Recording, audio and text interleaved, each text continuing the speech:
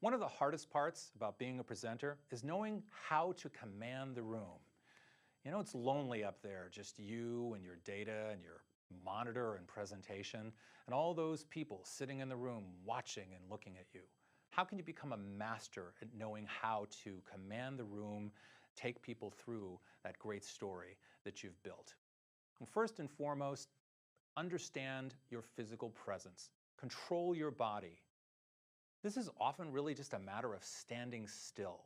When people are nervous and a little unconscious, they tend to dance and fidget, and that movement creates a distraction that could undermine the impact of your story.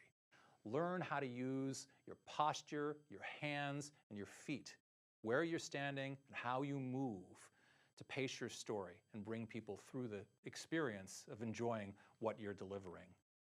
Next, make eye contact. Physically look people in the eye, and it's important that you mix this up. You don't want to spend too much time on any one person. You want to make sure that you're making eye contact across the room. Maintain eye contact with a given individual long enough to land a sentence or an idea and then move on. You do this well, everyone in the room will think that you're telling your story directly to him or her.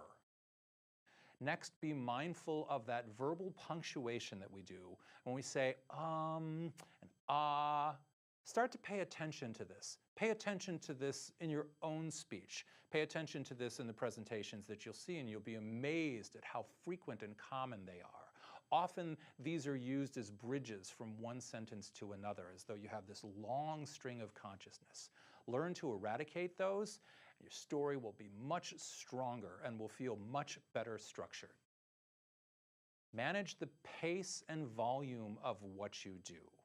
Common mistake in storytelling, verbal presentation storytelling, is that people use the same tone, the same volume, and the same pace. You need inflections. You need to know when to use a pause. You need to know when to slow down and when to speed up. And these nonverbal techniques are what help the audience follow you emotionally and through the course of the content that you're delivering and the experience that you're creating as a storyteller. Bonus tip here, record yourself. Take out your camera, take out your phone, and do a recording of yourself. Now, this is painful. No emotionally healthy human being enjoys watching a recording of himself or herself.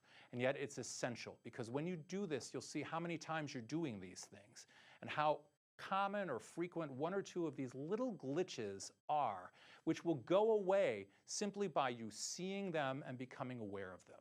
Do that. Follow these steps, and you can command a room.